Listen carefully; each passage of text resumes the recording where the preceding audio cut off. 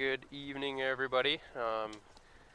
We're back out on the water, as I'm sure you can see if you're tuning in. This is Karen McIver. I'm running the Beluga boat here for this summer. We're in Churchill, Manitoba, Canada, and we're out on the estuary. We're looking for beluga whales.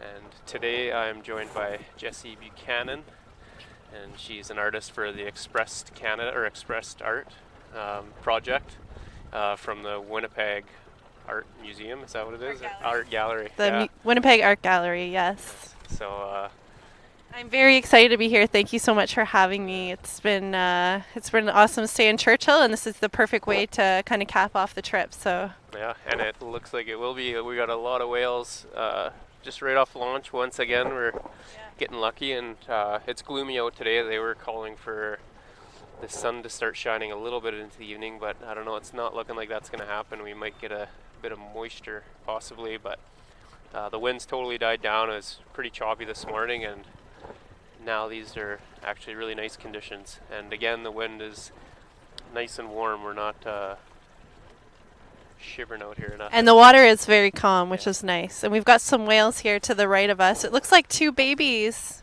So I'm gonna get the and a mother. I'll get her underwater cam down now.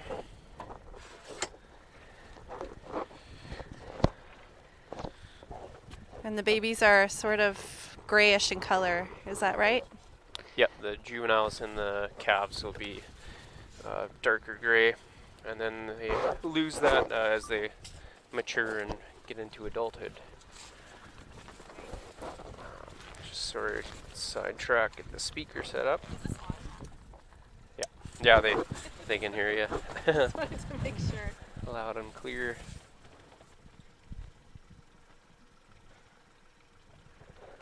Cool. So we got this new speaker here the other day, which allows us to hear the whales. Oh, that's so nice. Actually, I think my Bluetooth is probably connected. There's lots of whales, it looks like. Are you cold? You're not wearing any pants. Nope. I'm getting You've climatized yeah. to the northern climate. Not like me, I'm a southerner. Although I'm doing pretty good. No, this is nice. Like, we've had some pretty chilly winds and stuff, but the last couple times we went on the water, it's been warm. I mean, not that I was freezing before or anything like that, but yeah. This is nice. This is peanuts, yeah. Yeah, this is really nice. So we'll see. Hopefully that. Oh, there's another. Do you call them pods, I guess?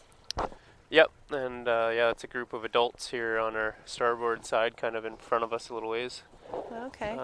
Looks like they're coming right towards us. Yeah. I don't think we connected here. Hi, guys. Maybe they're looking for some company. Yeah, let's see if we can make some friends here.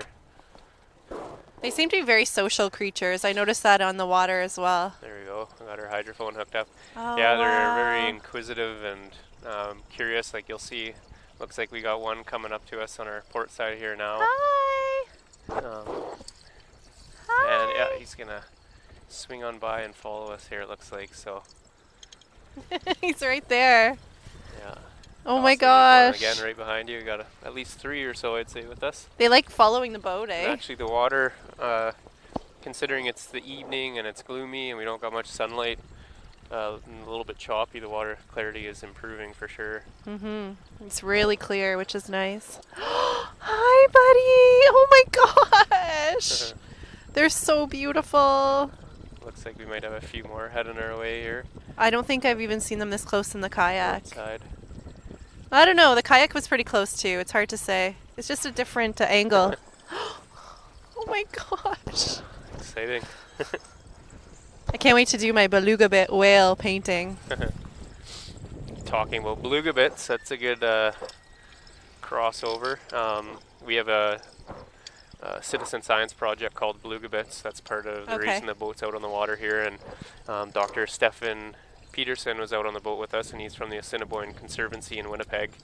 And he's one of the co-founders of the Beluga Bits project. So we basically were looking for people that are tuning in online. I'll show you here in a few minutes we'll have some photos popping I'll up. have to send some pictures of my paintings that I'm going to do. So Oh, they're people gone. will be they'll be taking photos with the underwater cam. We call them snapshots, Nice. as well as the above water cam, and we're looking specifically for different identification marks on the whales, like scars or marks on their dorsal ridge. Some of them just have there's little oddities and things like that that'll set them apart from the other whales. As well as we might see today, they like to roll around a lot in the water, so we look for belly shots to help determine sex of the whales. Okay. And all that goes back to Stefan, and I've got a GPS device with me as well, so you can see where each picture was taken in the estuary. Oh, cool. And they use all that info for their research they're doing. Nice. Good job, guys. It's been awesome this year so far. We've been getting piles of photos coming in. And that's really good because it helps like protect the whales and find out more about them. And yeah, there's a lot that they don't know about the beluga whale, so it definitely it'd be nice to see some photos for sure. We'll see what we got coming up. This might even there's oh, there's a pretty good one. Yeah. Get it going up there. I find they're not like just with a cell phone camera. They're not super easy to take a photo of. No, and it's tough. It's difficult on the boat because you're not. You don't know when they're just going to surface or where they're going to surface. Right. Yeah, that's a pretty good one. Yeah. And that's pretty good. Should mention too, everybody. Thanks for your patience. We were down there for a couple days. The other morning we had to head in. Had some maintenance to take care of on the boat, so we plugged away, and it actually turned out a lot better than. I mean, in terms of the weather and just how the repairs and everything went, it was quite smooth, actually. We couldn't have picked a better time for repairs either, because we did have some really bad weather where we probably wouldn't have been on the water, even if the boat was up and running. So it worked out good. Yeah. I'm happy with how things played out, and everything's good to go here on the boat. It's all back together, and if you guys are seeing me and hearing me out here, then that means I plugged all these crazy electronics back in and somehow got that to work. It's pretty intimidating. It's a lot of equipment, eh? Oh, I've talked about this box a few times. It's like this thing might as well be filled with Rubik's cubes. Like, I don't know what's going on in there. So it's pretty intimidating. If we do have to, if I have any involvement in this thing, then usually I'm talking with some smart people. Yes. And trying to do my best to do what they tell me to do. I think here comes another one to your 3 o'clock there. Yeah, we got one on our kind of swimming around. There's definitely whales in the area. They're all kind of spread out here, and they look to be heading more or less there he is there. Kind of towards the mouth of the river. So do the whales actually change color as they get like older? Yep. I mean, I know they go white, but at what point do they turn white then? Females reach sexual maturity. It's, I think, 4 to 7 years of age, and males 7 to 9. Okay. And actually, that's one thing that's in debate now too. Is the deciding factor, how they determine how old a whale is right now, is they count the growth rings in their teeth. Oh, and it's believed up until recently that 2 growth rings represented 1 year of growth, and now there's debate on whether it's 2 or 1 growth ring that represents a year of growth. So if that's the case, then whales they're believed to live roughly 35 to 50 years old. But I mean, if that changes, then now we're at 70 to 100 years old. So it's kind of a big deal. Like that'll be something to pay attention to, and obviously then all these numbers that I'm reciting out here will be different. Yeah. Which, well, it's good to make multiply a point it by 2, basically. Yeah. So. Wow. It's so interesting. I just find them really interesting. Mm-hmm. But I guess before we get rocking, too much, then maybe if you like, you can tell us a little bit about yourself or why you find yourself in Churchill. So I am Ojibwe of Ojibwe ancestry, and I'm an artist, and I've been really inspired by the Anishinaabeg traditions. And I'm from Ontario, and I've been hired from the Winnipeg Art Gallery to do the Art Express project, which is a cross-Canada tour for Canada 150. Mm-hmm. And basically I've been going from different communities doing art workshops throughout the north in a mobile art gallery. So it's been really exciting, and it's been really amazing. So I've been to Inuvik and Whitehorse and Yellowknife, and Churchill is my second last stop, and then after here I'm going to Rankin Inlet. Cool. And all the artwork that is created is going back to the Winnipeg Art Gallery. Oh wow. So yeah, I've met a lot of people. I've experienced a lot of different cultures, and So that's one thing I actually wanted to ask you. You showed me that image while we were waiting to launch there of the art that you guys were able to do over at the complex. Is that similar to what you're doing everywhere? Is like one kind of canvas, or is it yes. different art projects or different things you're doing at each location? Yeah, well, I'm not doing murals at every location. It was just that Churchill really wanted the murals, so we made it work with them. So I've done 3 murals. I did one in Inuvik. Got a calf there. Watch, she'll Oh poke its my head up in a gosh, second. look, they're right here. Here, right here. Watch, the calf will come up for a breath. If you look on my Oh side. my gosh. It's a baby. It'll pop up for a breath here. There you go. Nice. Shiny Wow. calf behind us. We got a few whales actually tagging along now. Oh, they're just so gorgeous. Like, Sorry to interrupt. I get so much. Well, I mean, this is part of where my inspiration comes from, though, is the way that connection that we have between humans and animals, and how, like, animals show such an intelligence and almost like an emotional ability to connect with not only the land around them, but to each other and to human beings. So I guess that's kind of what I try to capture in my work. But for the project, I've been doing, I've been asking people to kind of show what they're proud of from their location. Okay. Yeah, That's and so I did easy. like little canvases, so 6x6 canvases, and I collected over so far 120 canvases. Oh wow. So roughly 30 to 40 canvases in each location. Oh wow. Yeah, and there's also an East Coast and a West Coast artist doing the same thing. Oh really? So we've been also doing tours, and we're also trying to highlight like the beauty of each location through like taking photographs and like videos and doing tours and stuff like that as well, so that we can bring it all back to Winnipeg, and everybody in Winnipeg can be a part of the community without actually having. Not everybody has the chance to come up here, so. Yeah. And, Yeah. I was gonna say, I'm sure you found. I mean, Churchill. We've talked lots about it. It's just an amazing spot, and lots of inspiration to be had here. Yes. There's no doubt. When you say you're looking for what people are interested in each location or what inspires them, I could probably guess a few things here in Churchill. Yes. Yeah, there was actually a lot of whale paintings that were done here.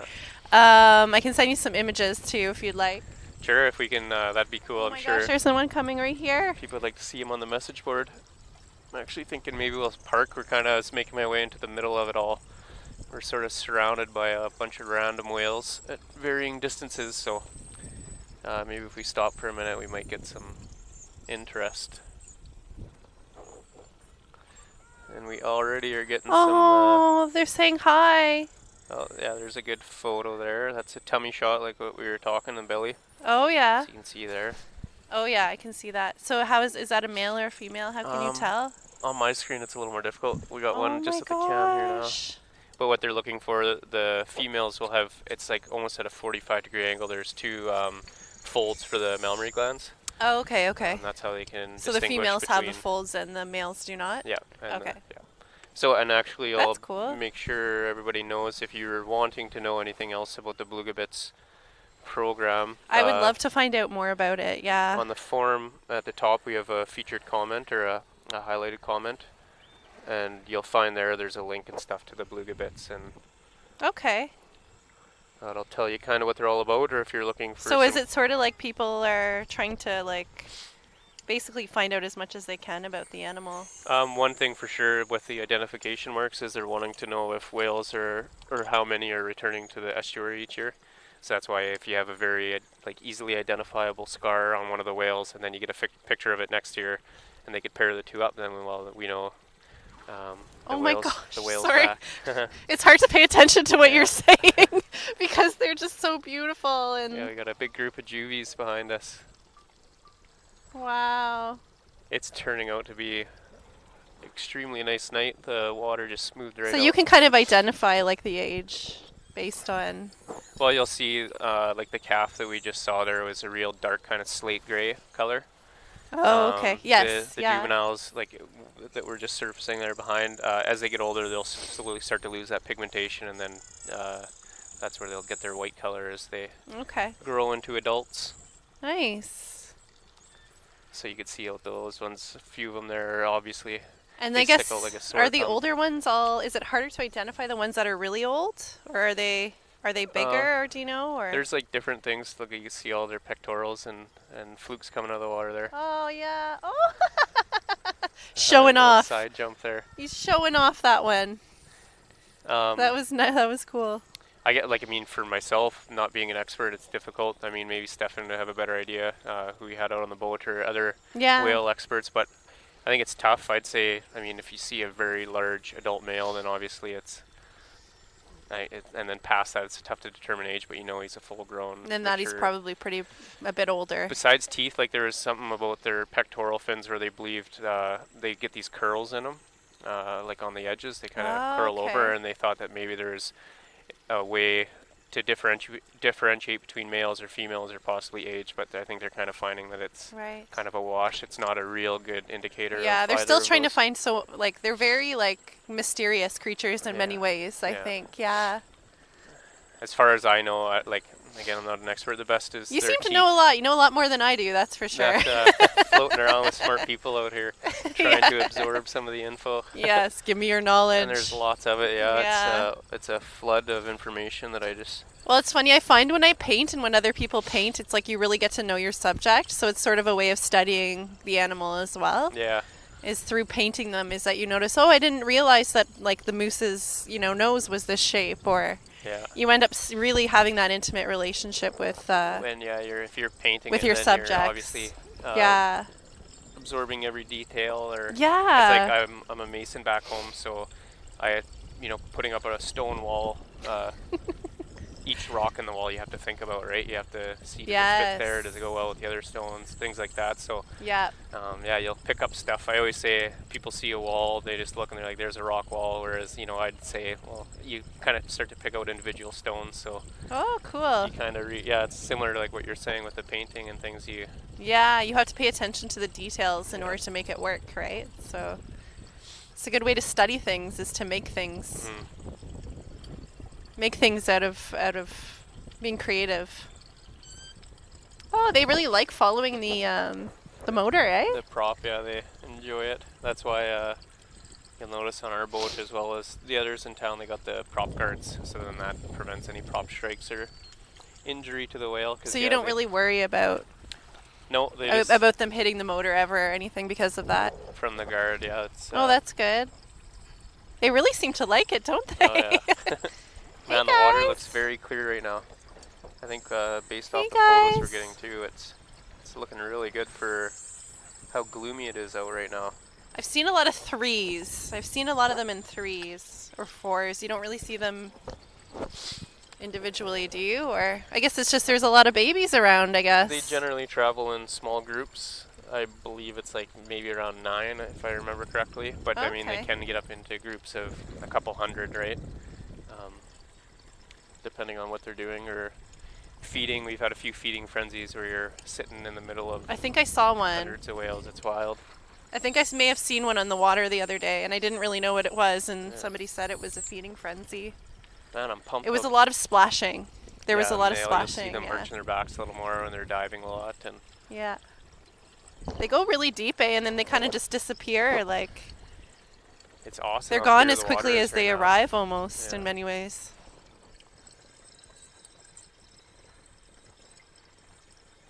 It's so nice to hear them talking to each other.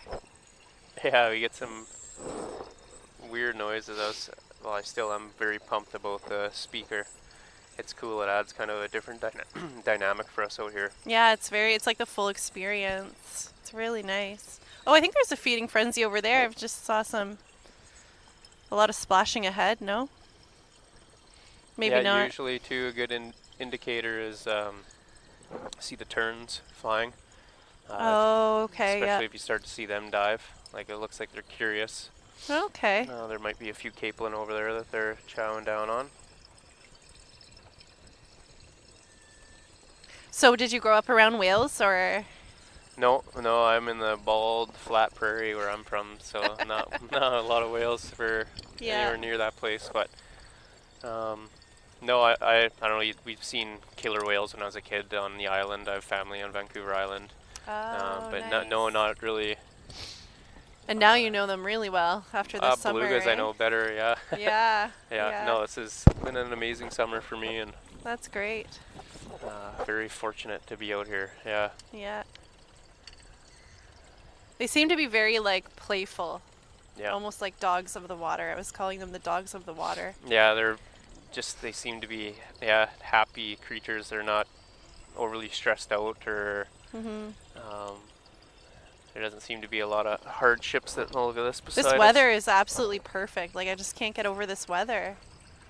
Oh, wow. I think this is sort of summer vacation for them. They're coming here into the estuaries. It's, the food's plentiful, the Oh, water's okay. warmer. They're giving birth. The estuary offers some protection for them from predators. So I think Other now is whales kind of where and- they can chill out. That's amazing. We're getting lots. I just can't believe it. All of a sudden, bam, we're back to some nice, Oh, they just swam right underneath us. nice clear water here. It's amazing. You can see them so well. The water's even clearer than it was, I think, the other day when I was out on the kayak. Mm-hmm. Yeah, it's been pretty murky, and we've got a few days where it's been kind of calm or not as much wind. So, man, we're getting some deadly photos. Clash. Just checked one out from there. It's a killer image. You could really see the difference in the clarity. Oh, See a number yeah. of whales. Oh, that's a good shot. Just looking at this one here that I like. Oh, that's a great shot. Oh my gosh, they really do look like they're smiling. Yeah, that's why I figured they're so happy. They've done That's studies on that. If amazing. you're in a grumpy mood, you just force yourself to smile, and it triggers a dopamine response. Yeah, I yeah. thought maybe with the whales, then they're just always smiling, so Wow. they have no choice but to be happy. Yeah, exactly. I like that. They seem like they have a really positive energy, which is nice. Oh, here's another one. They just kind of sneak up on you, eh? Like, Yeah, they come out of nowhere. It's nice to have the clear water, but you just don't know how many are underneath you ever. When it's murky, it's hard to tell. oh my gosh. It just never ceases to amaze me how beautiful they are. I don't think this is something you could ever really get used to, eh? No, It's probably still so exciting for you, even after doing all of this. you'd think after a while you'd just be like, oh, there's whales swimming around. But you're not. You're like, No, whales! they're always up to something different. You see some new behavior.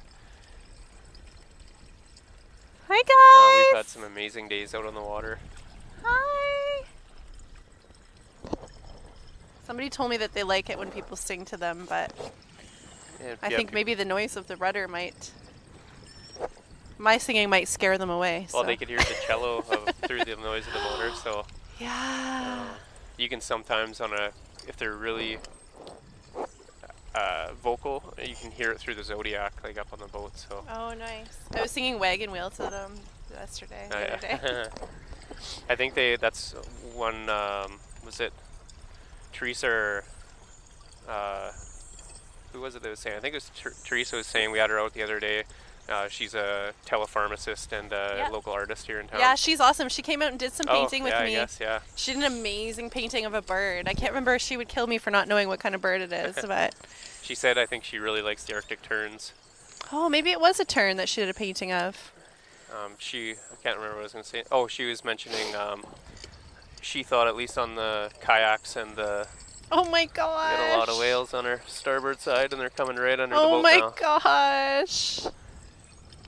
She thought that maybe the whales, they give you a nudge in the kayaks and the paddleboards because people kind of squeak when they they get excited and they like that. squeal, so then they pick up on it and now they're gonna keep bumping you to get a rise out of you. Well, I'm definitely a pretty vocal person, so Man, they probably would like that. I almost think that this must be like a highlights feed or something because these photos are Oh, okay. crazy. We haven't seen the Oh water wow, this look clear. at that one. The double one is really good too. That's Everyone's getting awesome. some very awesome pictures. So where is the camera then? So here's the camera, the underwater cam. That's what Like it's pointing, like is it just taking pictures of all the time or? it's recording live, so then people at home, they're able to take, it's essentially like a screenshot, except for they have a snapshot icon, so it allows them to capture the Cool. image. And Good then, pictures, guys. yeah, the feature that they have this year, we got a bunch behind you. Oh my gosh, hi guys! Hi! Welcome! I guess they're welcoming us, really. This is their dojo. Yeah, and we're the only ones out on the water once again. Wow, look at them all behind us. Oh wow. There's a lot of whales back there.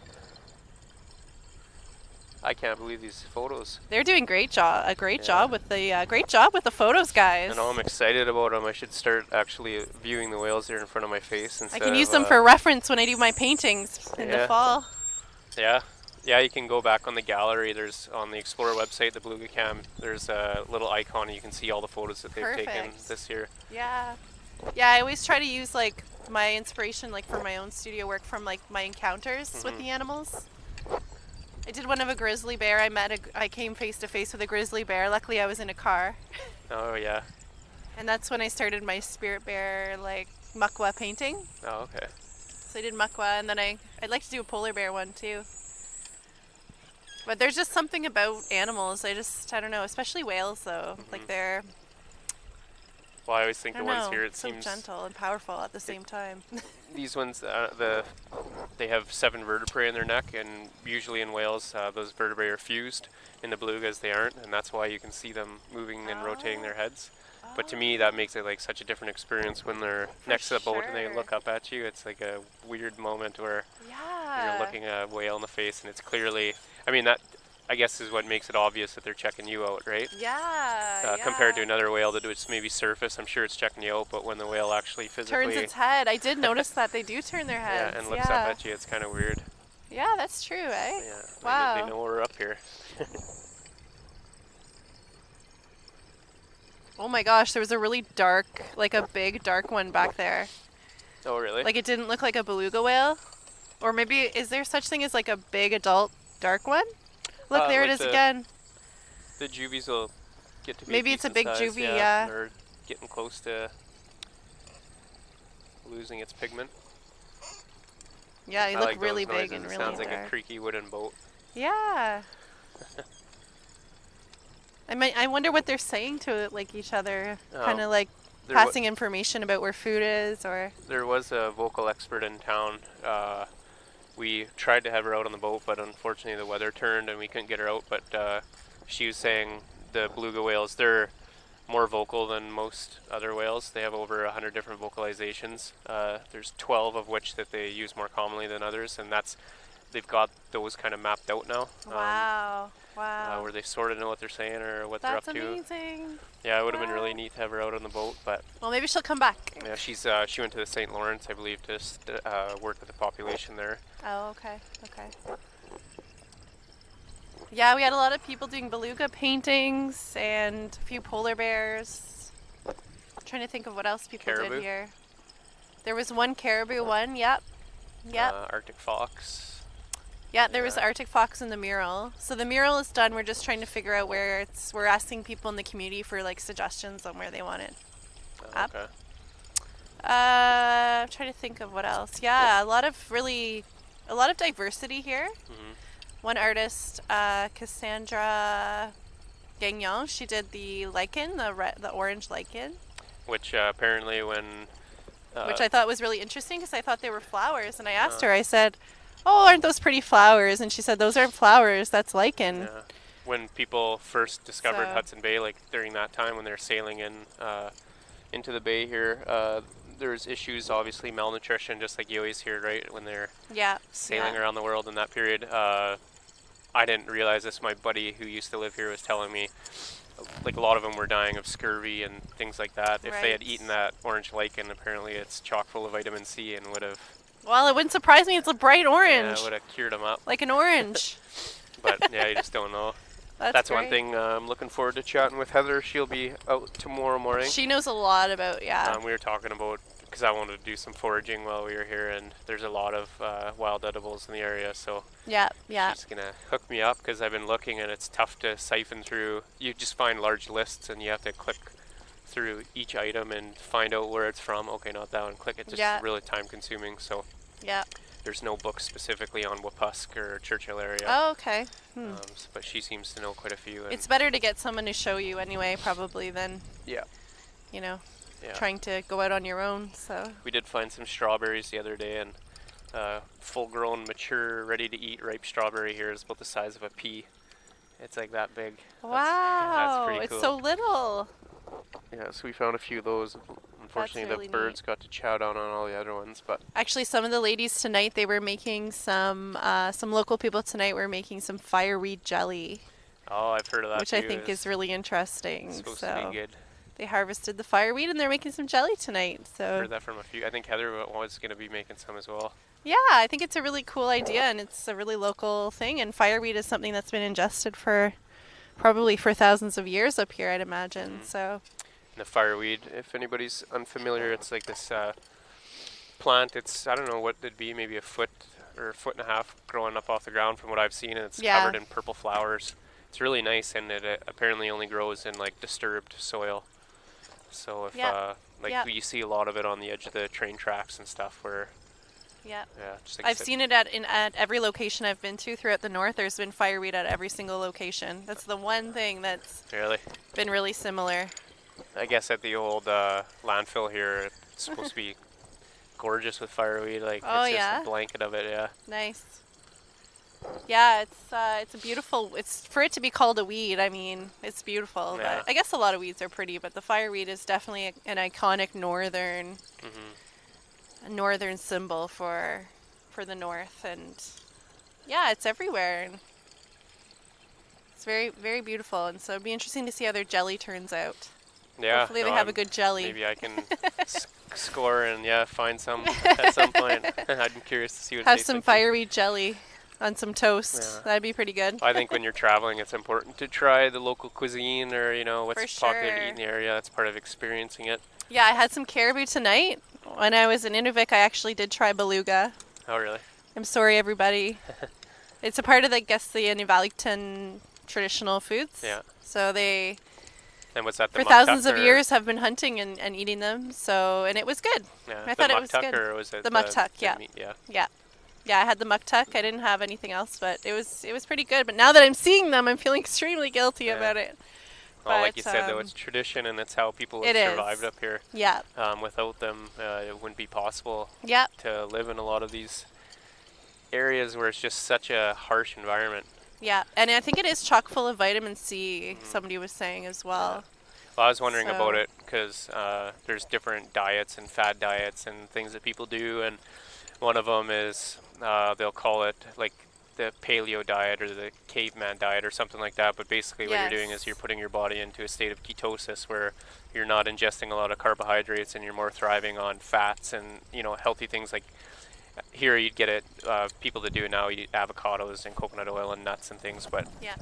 I'd be curious to learn more about it because I'd imagine they're all in ketosis for sure here, right? Like their diet sure. relies on Yeah. fats and like the blubber, the muktuk. Yeah. Yeah. But it's the way to be apparently. Like that's then your body's just the idea behind it is just burning fat as a fuel source compared to carbohydrates and glycogen stores and things like Oh, that. I couldn't do it. I love my potatoes. Yeah. Yeah. I love my yam fries. Yeah, we had sweet potatoes tonight and they're very tasty. Oh, we got a photo of fireweed here from Greg. Oh, that's a nice one. That's a nice one. With the bear. Oh, I should, we... That's a great, oh wow, that's beautiful. on the way here today, we were chatting in the truck, and Jessie was saying she wanted to see a polar bear. And then, like, literally just a few moments later, I spotted a polar bear just off to the side of the road, and unfortunately it ducked down before you got to spot it. But Yeah. they're starting to show up, so I'm hoping soon we'll be seeing them out here on the estuary while we're on the boat. Yeah, we should keep our eyes out for sure. Yeah, that one went into hiding, like, basically immediately. I just can't believe how quickly it was gone. Like, almost as soon as you saw him, he was, like, gone. Yeah, blink of an eye. So And they it are vanished. very fast. Despite their size, they're very fast. Well, and we were talking before, they're elusive as well. They're agile, like stealthy for how big, and especially this time of year where everything's green and the rocks are there's contrast there. A big white bear. Yeah, But, they stick out, eh? Wow. You'd never think that they're that elusive, but they are. We got a little bit of sun on the very I guess that's north this way. West, yeah. On the west side, I guess. I just can't get over how calm it is. It was very windy earlier, wasn't it? I was worried we wouldn't be able to make it out. But this is perfect. And just how clear the water is too. I hope it I guess sticks around for a few days. It becomes more like sort of like there's more sediment in the water as the. This year, most of it was due to the floods and stuff we had in the spring. I don't know if you knew about the storm that we had in March. Yeah. Yeah, it was nasty. I've never seen anything like it. So as a result, just all that snow melting and then ramming the ice down the river, it did a pile of damage. And now we're still seeing a lot of that muck and sediment washing down. Yeah, I think you guys were out for a couple days. I can't remember how long. I wasn't here for that. I think it was like 3 days or something. But I've been keeping my eye on Churchill like throughout the tour, and I've just been really sending up prayers and positive thoughts for everybody here, because I know it's been a bit of a rough year for people in Churchill, especially with the flooding. So it's good to see that things are starting to slowly get back to normal. And and they're tough. They're tough people. I mean, to survive here even to begin with, I think is a testament to how tough they are. Yeah. And it's a real cool community. It's a small one, but everyone works well together and they all stick together. From what I could see from the time I've spent here. Oh, we've got some other ones, it looks like, coming over here. Yeah, I was just looking to the mouth there. It looks like around the buoys headed towards the Prince of Wales fort, there's a bunch more, so we'll kind of troll over in that direction. Do you find that they're more active like certain times of the day, or is this maybe the best time? I don't know, like I always change it, I guess, when we're out early mornings. Sometimes like they just seem chipper, happy to be up and about. Yeah. It just because we're always out for high tide. I think that's part of like it's just maybe the tide cycle which kind of brings them to life. Now they can come into the estuary, they're doing their thing, and that makes sense. I think that has something to do with it for sure. Yeah, I guess there's more water for them to swim around in as well. So yeah, like have you seen more visible. It when we're at low tide? Yes, like, I did see it actually. It's crazy. Yeah, I think I did anyway. It seemed pretty low when I first got here on Tuesday. I don't know if it was on low tide on Tuesday. I'm not sure. I didn't look at the exact number. Look at this bird here. What kind of bird is that, do you think? That's a tern. That's a tern, yeah.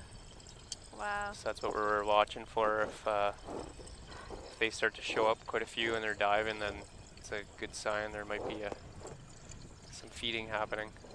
Oh, we're getting right in the mix here again. It looks like. So they survive mostly off fish, I would assume. Yeah, the main diet here in the estuary is the capelin. It's like a small, similar to like a smelt or a sardine. Oh, okay. We're just gonna park here. They might come and hang out with us for a second. I can imagine they would have quite the appetite. There's a bunch in front of us. Wow. Yeah, they do eat. It's actually surprising for the amount that they do eat or need to eat. That like this area can. I think it's around 3,000 whales that populate the estuary during the summer months. Oh, okay. So that's a lot of fish. That's a lot of fish, man. That's like probably be interesting to see what the numbers are on that one for sure.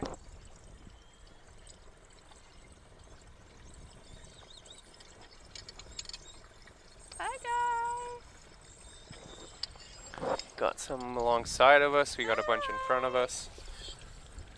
Has anybody touched one? No, we are actually talking about that too. The toxoplasma is one concern that could be transferred from humans to the whales. Okay. Yeah, like I'm guessing there's other parasites or bacteria or things that can be transmitted. But yeah, that's fair. I was reading a paper, and that's one thing they mentioned was it makes them sick. Yeah. So there's a big fluke sticking out of the water there for a second. Oh, nice.